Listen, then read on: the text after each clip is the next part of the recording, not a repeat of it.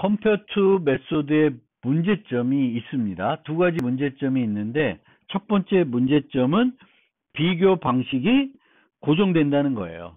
방금 그 뱅크 어카운트는 밸런스만을 이용해서 비교했습니다. 그런데 이번에 비교할 때는 밸런스가 아니라 계좌번호를 이용해서 비교한다든지 계좌 소유주의 이름을 이용해서 비교를 해야 된다든지 하면은 compare to를 사용할 수 없는 문제점이 있습니다. 그래서 그런 경우에는 예를 들면 그 arrays라고 하는 클래스에 sort라는 메소드가 있습니다. 그리고 이 sort에 학생 배열을 전달했고 이 학생 배열은 compare to, comparable을 구현하고 있고 학생 이름을 이용해서 그 compare to를 구현하고 있다고 하면은 이 sort는 학생 이름을 이용해서 정렬을 해줍니다.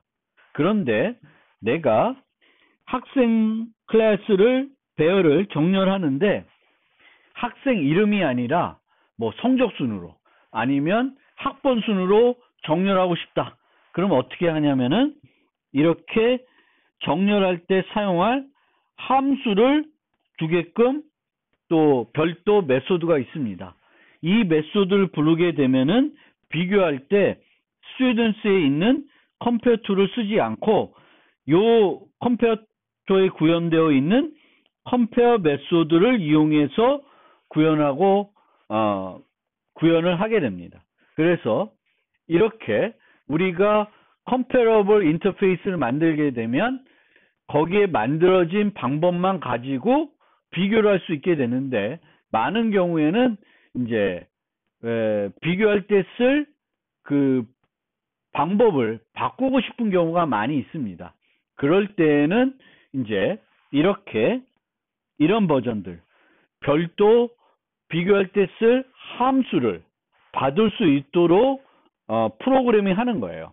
그래서 함수를 받아서 compare to를 이용하는 것이 아니라 전달된 함수를 이용해서 비교하는 방법을 써가지고 다양한 방법으로 내가 만든 클래스 객체를 서로 비교할 수 있도록 할 수 있습니다.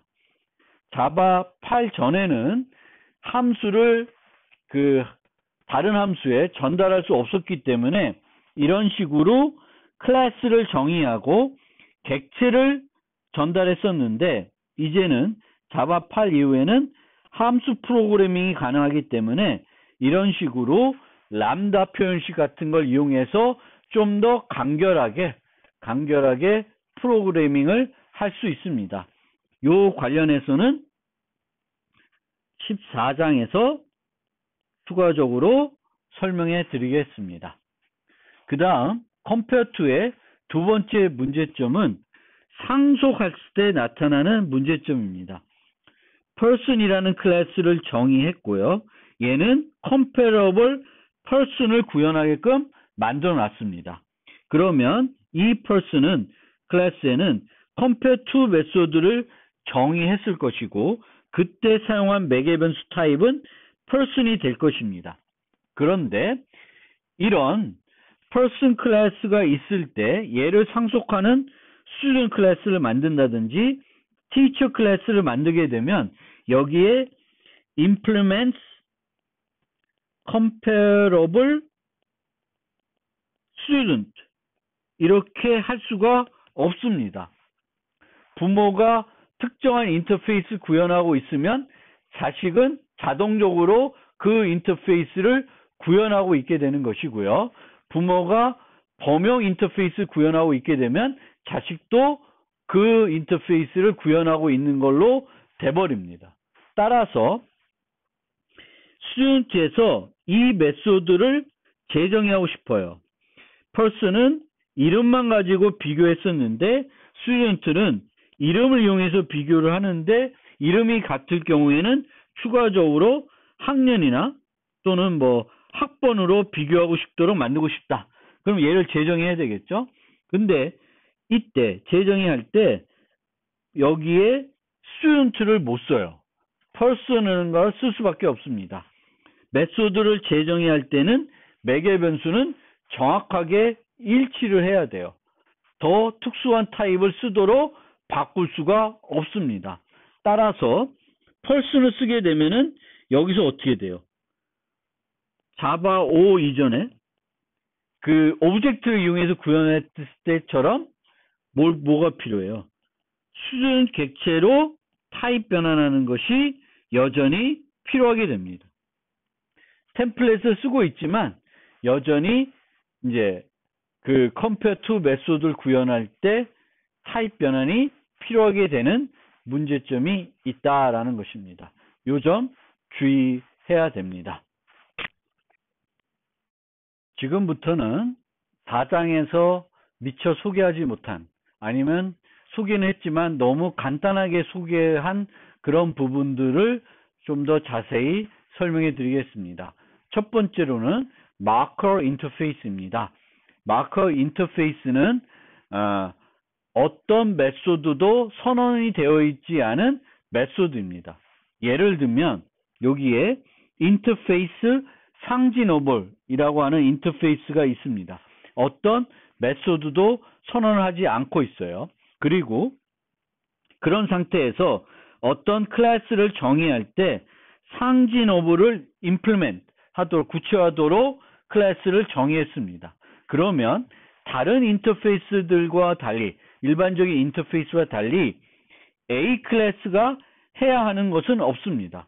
만약 여기에 어떤 foo가 있으면 얘는 foo를 정의해야 됐는데 그런 것이 없으니까 해야 할 일은 하나도 없어요. 그냥 implement 상징어만 붙이면은 그것으로 코딩하는 것 과정에서 해야 할 일은 끝입니다. 그러면 이런 빈 마커 인터페이스가 무슨 용도가 있냐? 상징어블 리모컨으로는 할 수 있는 일이 아무것도 없습니다. 그렇죠? 메소드가 하나도 선언 안 됐으니까 누를 버튼이 아무것도 없는 거예요.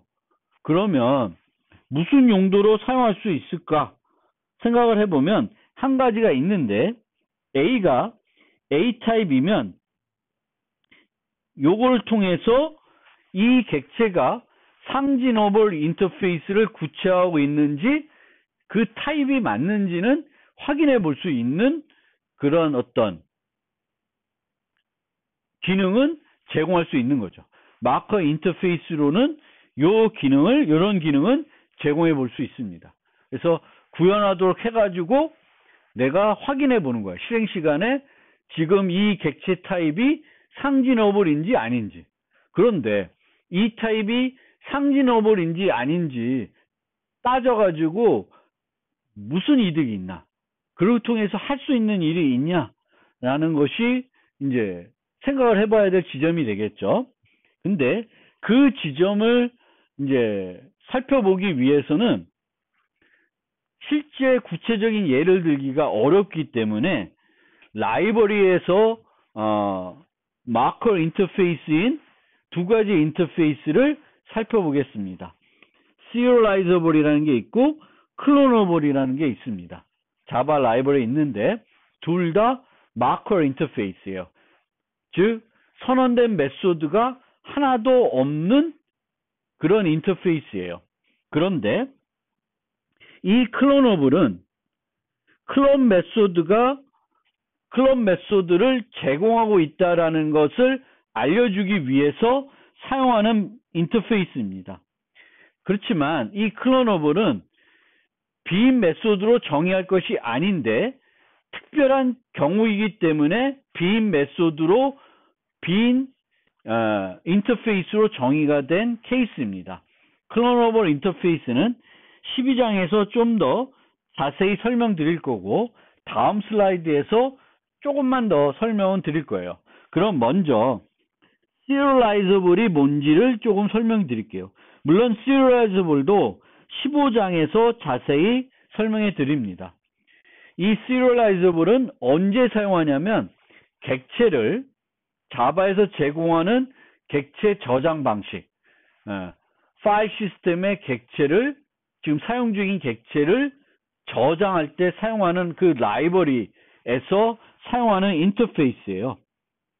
그래서 빈 인터페이스이기 때문에 이 인터페이스를 구현한다고 해서 클래스가 특별히 해야 될 일은 없습니다. 있긴 있는데 메소드를 정의해야 되는 것은 아닙니다. 그런데 어떤 용도를 갖고 있냐면은 얘를 구현하지 않으면 이 자바 라이브러리에서는 그 객체의 저장을 거부합니다. 저장 안 해줘요. 따라서 내가 자바에서 제공하는 객체 저장 방식을 이용해서 파일 시스템에 프로그래밍에서 지금 사용 중인 객체를 저장하고 싶으면은 이 객체의 클래스는 반드시 serializable을 구현하고 있어야 됩니다. 즉, 그 이야기는 뭐냐면은 내가 class A implements serializable 이라고 구현하게 되면은 이거는 뭘 의미하냐면 내 클래스 A의 객체들은 자바에서 제공하는 그 저장 방식을 이용해서 저장해도 아무 문제가 안 된다라는 것을 알려주는 거예요. 문제가 되면은 serializable을 implement 안 하면 되겠고, 문제가 안 되면은 serializable implement해서 저장하도록 허용해 주면 되는 거예요. 그래서 개발자가 내 클래스를 보고 문제가 없다, 문제가 있다라는 걸 판단해서 문제가 없으면은 serializable을 implement 해주면 되는 거예요.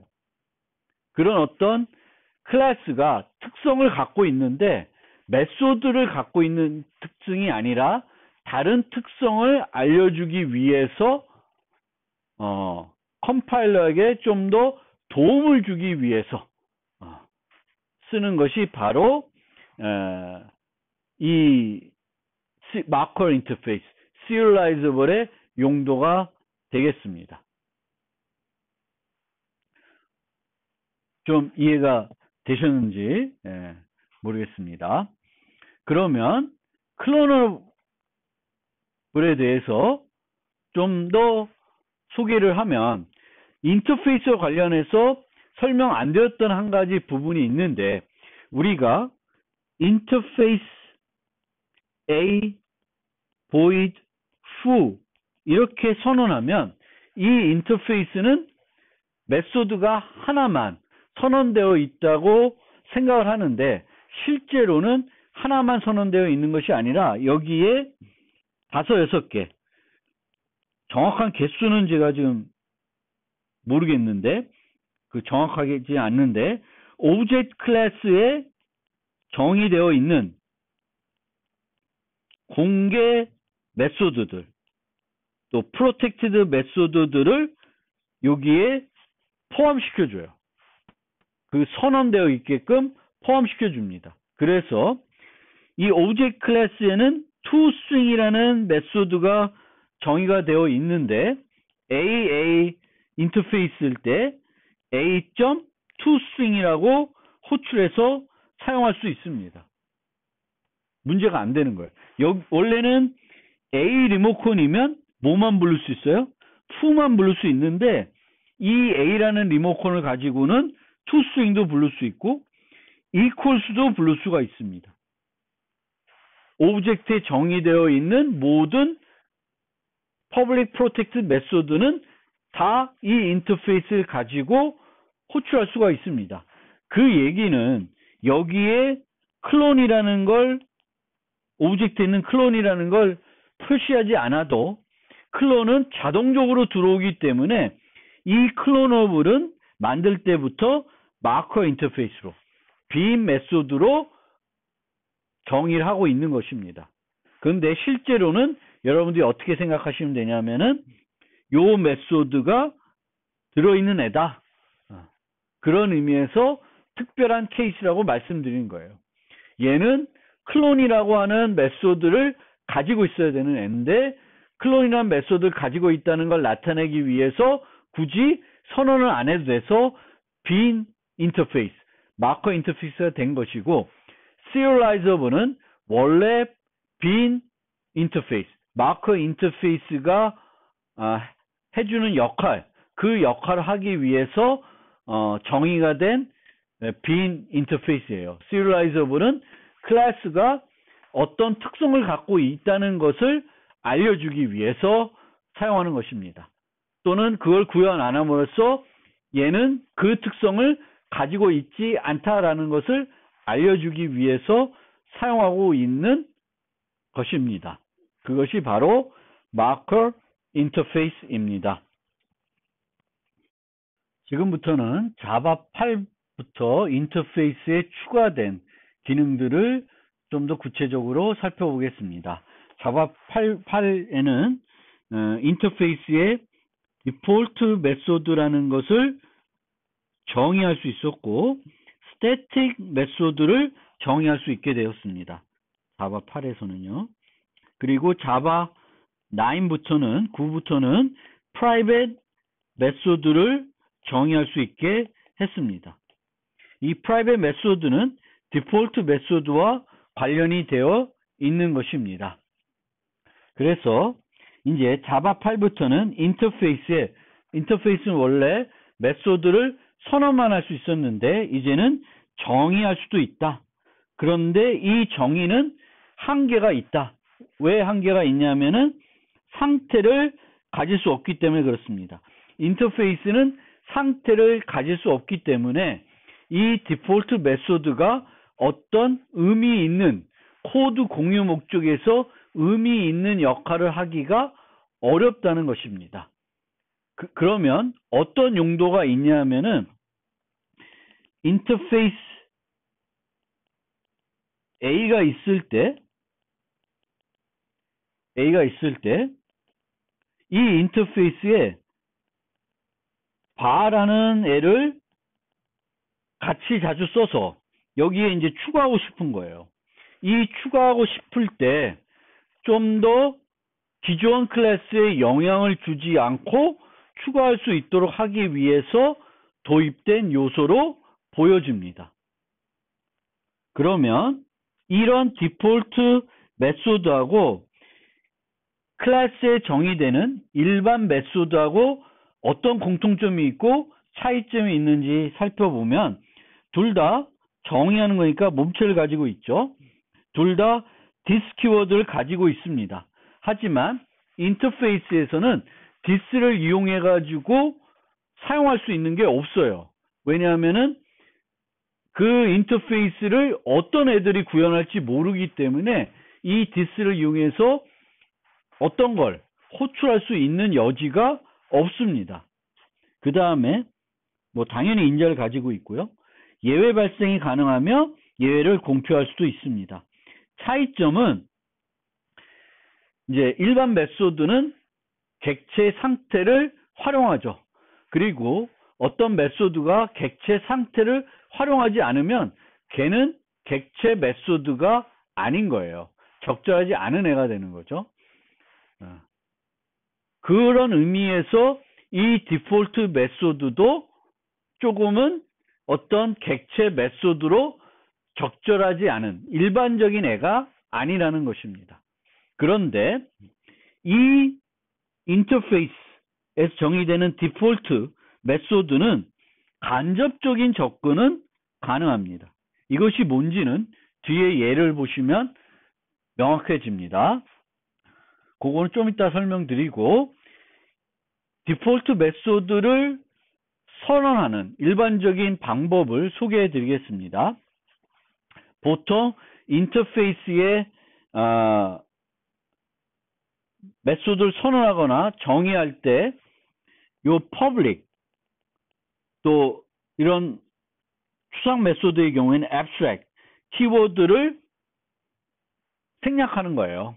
포함하지 않고 씁니다. 그래서 이 네 가지는 모두 public 메소드인 거고 set name은 public abstract 메소드입니다. 그래서 디폴트 메소드로 named라는 인터페이스를 만드는데 set name, get name, set nickname, get nickname 네 가지 메소드를 내가 named라고 하는 인터페이스 리모컨을 가지고 사용하려고 하는 거예요. 그런데 이 named 인터페이스 구현할 경우에 요 두 개는 반드시 구현해야 되겠고, 요 두 개는 별로 선택적으로 구현하고 싶은 애들은 구현하고, 하기 싫은 애들은 구현하지 않아도 되게끔 만들려고 하는 거예요. 그런데 여기서 getName은 이런 식으로 만들어 놨습니다. 이거는 별로 좋은 예는 아닙니다. 인터페이스에 저렇게 만들어 놓는 것은 재정의를 해야 되는 메소드면 getName은 실제 거기서 만약에 스트링이 name이라는 어떤 멤버 변수를 갖고 있으면 이 멤버 변수를 차라리 제대로 설정 안 됐을 때에는 홍길동이라고 설정해 둔가 무명이라고 설정하든지 이런 식으로 해서 처리를 해줘야지, 이렇게 처리하는 건 별로 좋은 예는 아닌데, 어쨌든 이런 식으로 디폴트로는 홍길동을 뭐 이렇게 반환하게끔, 디폴트로는 뒤에 가면은 뭔가 true를 반환하도록, 그러면 true를 반환해야 되는 애들은 정의하지 않아도 되는 거죠. 그런 애는 좋은데 이런 애는 조금 아니에요. 좋은 예는 아니고, 보통 우리가 디폴트 메소드는 이처럼 선택적으로 정의하기 위해서 포함하는 건데, 예외를 발생하거나 아니면 예외 발생 대신에 빈 메소드로 정의하는 방법을 많이 쓰게 됩니다. 그런데 빈 메소드로 정의하는 것과 이렇게 예외 발생하는 것의 차이점은, 이렇게 하는 것은 개발 과정에서는 여기 쓴 것처럼 오류를 찾는 데선 효과적입니다. 얘가 set 닉네임을 불렀어요. 그러면 그 객체가 set 닉네임을 제대로 제공 안 해서 예외가 발생한 건지, 아니면 실제로 얘는 제공해야 되지 않은 애인데 set 닉네임이 불러진 건지, 그 두 가지 경우를 살펴볼 수가 있겠죠. 프로그래밍에서. 그것 따라서 프로그래밍을 수정하면 되죠. 그 애들은 이 set 닉네임이 사용되는 그런 쪽으로는 전달이 안 되게끔 한다든지, 아니면 거기에 set 닉네임을 추가해 준다든지, 이런 걸 통해서 그 오류, 그 문제를 해결할 수가 있겠죠. 그래서 이렇게 선택적으로 제공하는 것을 예외 처리하는 것은 개발 과정에서는 도움이 될 수 있습니다. 이 기본 메소드가 가지고 있는 문제점은 뭐냐 하면은, 이제는 정의가, 인터페이스는 다중으로 구체화할 수 있죠. 그러면 이제 정의를 이렇게 A, B를 정의하는데, 인터페이스 정의하는데 둘 다 who를 갖고 있어요. 그러면 이 둘 다를 구체화하는 클래스가 있을 수 있는데, 그렇게 되면은 모호해지는 거예요. C++에서 다중상수할 때 생기는 문제점을 얘도 가지게 되는 문제점이 있는 거죠. 그래서 그런 모호함을 없애야 됩니다. 만약에 안 없애면 이렇게 구현하게 되면은 에러가 돼요. C는 A로부터도 who를 받고 B로부터도 who를 받아서 who 이름의 메소드가 두 개 존재하기 때문에 C는 문법적으로 오류가 됩니다. 그런데 D처럼 재정의를 해주게 되면 그 문제는 없어요. 두 개를 물려받지만 그걸 둘 다 거부한 것이기 때문에 문제가 없습니다. 만약에 내가 이 두 개를 구체화하면서 A에 있는 걸 쓰고 싶으면은 이런 식으로 써주면 되겠습니다. A super foo. 그러면은 문제가 해결이 될 수 있습니다. 둘 중에 하나만 받는 거죠. B는 거부하고. 그렇게 프로그래밍을 할 수 있습니다. 그리고 이런 경우에는 X가 foo가 이미 만들어져 있기 때문에 Y는 foo를 구현하지 않아도 두 개를 다 구체화해도 문제가 되지 않습니다. 얘는 D와 마찬가지로 가지고 있는 것이기 때문에 인터페이스보다는 클래스가 우선시 되기 때문에 얘로 그 후가 결정이 되기 때문에 문법 오류가 발생되지 않습니다. 그리고 A가 fu를 갖고 있는데 기본 메소드를 가지고 있는데 A를 확장하면서 다시 fu를 재정의 하는 것은 에러입니다. 이렇게는 재정의 할 수 없습니다. 디폴트로 재정의 할 수 없습니다.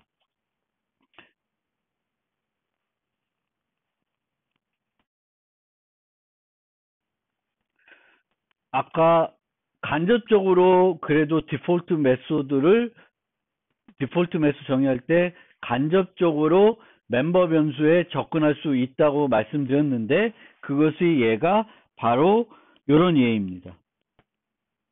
그래서 이 경우에는 컬렉션 인터페이스인데 복합 타입 말하는 거죠. 그러면 유지하는 개수들이 있을 거고 그렇게 되면은 is empty 메소드는 요 사이즈를 호출해 가지고 이 사이즈 값이 0이면 이렇게 리턴하게끔 만들어 가지고 모든 메소드들이 똑같이 사용할 수 있는 코드 중복을 없애는 방법이 되겠습니다. 그러니까 이런 식으로 아주 드물게 유용하게 쓸 수 있다는 것이에요. 예를 들면 이런 인터페이스 있을 때 이렇게 muve도 이런 식으로 만들 수가 있습니다. 간접적으로 getx, gety 해가지고 접근해서 setx, sety 해가지고 새 위치로 xy 좌표 얘를 구현하고 있는 애들의 xy 값들을 바꿀 수 있는 방법도 있습니다. 그 다음에 디폴트를 추가된 이유를 제가 설명드릴 때에는 제가 생각하는 이유는 어떤 인터페이스가 있을 때 이 인터페이스에 bar을 추가하고 싶은 거예요. 같이 자주 써서. 그러면 두 가지 방법이 있는데 그 두 가지 방법의 차이가 뭔지를 조금 설명해 드리고 싶은 거예요. 그래서 A는 fu를 갖고 있고 X도 A를 구현해서 잘 쓰고 있었고 Y도 A를 구현해서 잘 쓰고 있었습니다. 그런데 이 A에 bar라는 것을 추가해야 됐어요. 그런데 이 bar는 모든 애들이 다 구현하고 있는 것이 아니라 일부 애들만 필요한 애들이다. 이 경우에는 이렇게 그냥 void bar를 추가하게 되면은 얘도 컴파일 오류 나고 얘도 컴파일 오류가 나요. 얘는 bar가 필요가 없는데도 bar을 구현해야 되는 문제점이 생기는 거예요. 그래서 이런 식으로 bar을 인터페이스를 잘 쓰다가 거기다가 새로운 메소드를 선언을 추가하는 것은 되게 위험 부담이 큰 거예요. 또 바꿔줘야 될 클래스들이 너무 많은 거예요. 그래서 그 문제를 좀 쉽게 해결하기 위해서 디폴트 메소드를 이런 식으로 추가할 수 있습니다. 그러면 X는 bar가 필요하니까 bar을 재정의해서 잘 쓰겠지만 Y는 bar가 있는지 없는지 신경 쓰지 않고 그대로 계속 쓰면 돼요. 그래서 이렇게 필요 없는 애들도 디폴트로 bin 메소드 들어갔기 때문에 편안하게 쓸 수 있다. 편안하게 인터페이스를 확장할 수 있다는 이점이 있습니다. 그런데 bar가 필요했을 때 이렇게 디폴트로 추가하지 않고 방법 2처럼 하는 방법이 있습니다. 새 인터페이스를 만들고 B는 A를 확장하게끔 해서 여기에 bar를 추가하게 됩니다. 그러면 Y는 수정할 필요가 없어요. E를 쓸 경우에는 X는 어떻게 해야 돼요? B를 구체화하는 걸로 바꿔주고 여기에 bar를 추가하면 돼요. 이거의 추가는 원래 해야 되는 거니까 어차피 하는 거고 얘만 바꿔주면 돼요. 그러면 되는 것입니다. 객체지향적인 측면에서 보고 또 객체지향 설계 원리적인 측면에서 보면은 이 방법이 더 올바른 방법이 되겠습니다. 이렇게 빈 메소드로 정의되어 있을 때 A 리모컨을 사용하는 사람 입장에서는 여기에 바가 있는데 바를 눌러도 어떤 행동을 기대하는데 아무것도 안 해요. 그거는 바를 이 A 리모컨을 사용하는 사람 입장에서는 적절한 것이 아닐 수 있고 또 기대하는 것과 다르기 때문에 문제가 될 수도 있습니다. 그래서 더 좋은 방법은 디폴트로 추가하는 것이 아니라 이렇게 추가하는 것이 더 좋은 방법인데 이렇게 추가하게 되면은 A도 이 부분은 수정 안 해도 되고 X도 Y도 수정 안 해도 돼요. X만 바를 여기다가 넣어주면 되는 것입니다. 그런 이점은 있습니다. 자, 자바 8부터는 스태틱 메소드를 이제 인터페이스에 추가할 수 있게 했는데 얘는 왜 그럼 추가할 수 있게 했냐? 얘는 그 이유는 뭐냐면은 원래 자바 8 이전에는 인터페이스가 있으면 그리고 이 인터페이스를 구현하는 모든 애들이 필요로 하는 어떤 스태틱 함수들이 있었어요. 그러면 어떻게 했냐면은 별도 유틸리티 클래스를 만들고 여기다가 스태틱 함수들을 넣어준 겁니다. 예를 들면 컬렉션이라는 인터페이스가 있고 컬렉션스라는 클래스가 있습니다. 그러면 얘는 인터페이스이고 이 인터페이스 구현하는 모든 애들이 유용하게 쓸 수 있는 스태틱 함수들은 여기에 정의되어 있는 거예요. 그런데 이제 자바 8부터는 이렇게 인터페이스와 유틸리티 클래스를 따로 정의할 필요 없이 이제는 깔끔하게 인터페이스만 만들면 돼요. 이런 스태틱 메소드들이 필요하면은 요 인터페이스에 다 넣어주면 되는 겁니다. 인터페이스에 정의된 메소드들은 그 스태틱 메소드는 인터페이스 이름을 이용해서 호출하면 됩니다. utility class처럼 똑같이 math.sqrt 하듯이 그 인터페이스 그 스태틱 메소드를 호출해주면 되겠고 자바 9부터는 인터페이스에 프라이빗 메소드가 추가가 됐는데 얘는 여러 개의 디폴트 함수들을 정의할 때 코드 중복이 있으면 이런 식으로 ham이라고 하는 디폴트 프라이빗 메소드를 정의할 수 있도록 해줬습니다. 얘는 예전처럼은 이렇게 만들어야 됐는데 이렇게 되면 얘는 인터페이스에 나타나는 함수가 되죠.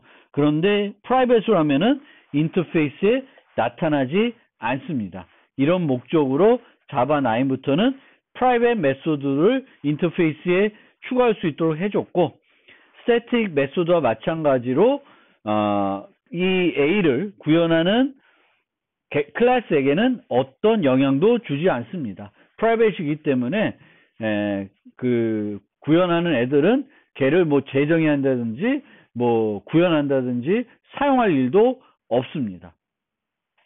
그러면 이걸로 11번째 노트에 대한 설명을 모두 마무리하겠습니다. 컴페어러블을 구현하는 걸 간단하게 실습을 통해서 좀 보여드리겠습니다. 이제 뱅크 어카운트에 아까 그 강의 슬라이드에 있는 내용을 한번 추가해 보겠습니다. implement comparable 얘는 범용 클래스이기 때문에 타입 인자를 뱅크 어카운트로 주시면 돼요. 그러면 여기 에러가 납니다. 그럼 add unimplement 메소드를 누르면은 밑에 이게 추가가 됩니다. 그러면 여기는 간단하게 balance 빼기 5점 balance 이렇게 구현하면 돼요. balance만 이용해서 구현할 것이면 이렇게 이용하면 되겠고 balance는 항상 양수이기 때문에 오버플로우 걱정은 안 해도 됩니다. 만약 오버플로우가 걱정이 되면 return integer compare balance 5.balance 이렇게 구현하셔도 됩니다. 자, 그 다음에 person 클래스가 있고 그 다음에 student 클래스가 있어요. 여기에 comparable을 추가해 보겠습니다. implement comparable.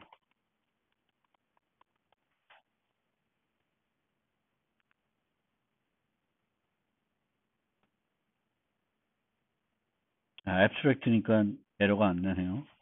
근데 at override int compare to person p 구현해 보겠습니다. 그러면 name을 이용해서 구현하면 되니까 name은 원시 타입이 아니죠. 그러면 이 타입들은 compare to를 갖고 있을 거예요. 대부분 라이브러리 클래스들은. 그러면 이렇게 만들어주면 됩니다.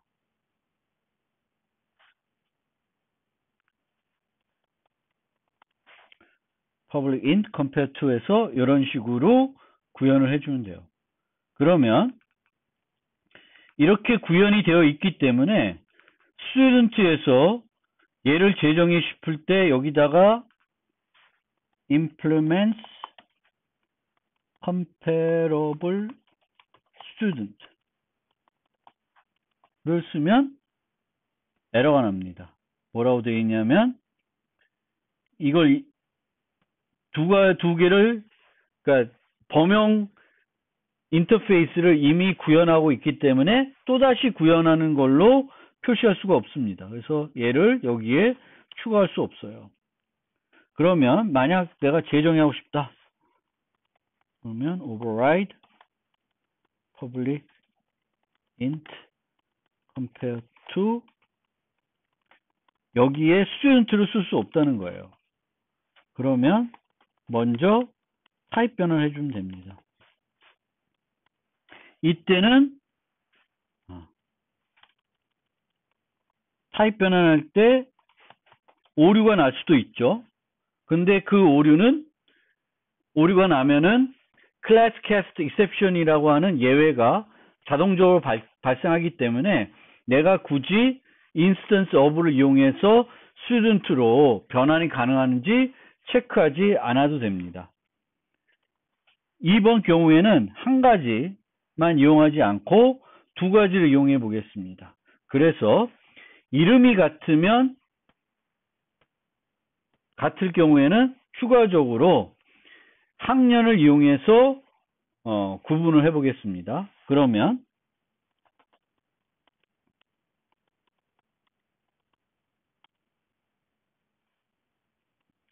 부모에게 호출해서 부모가 했던 방법대로 컴페어를 합니다.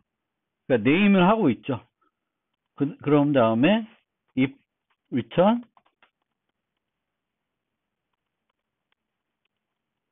컴프가 0이면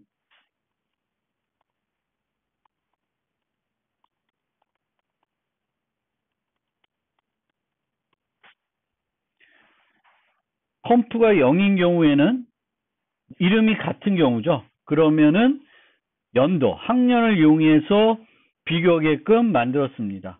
이 학년의 경우에도 1, 2, 3, 4 적은 숫자이기 때문에 오버플로우가 걱정이 되지 않으므로 뺄셈으로 구현을 했고요. 이제 같지 않으면 학년보다 이름이 우선돼야 되니까 이름으로 리턴하도록 만들었습니다. 이걸로 compare to에 대한 실습을 간단하게 마무리하겠습니다.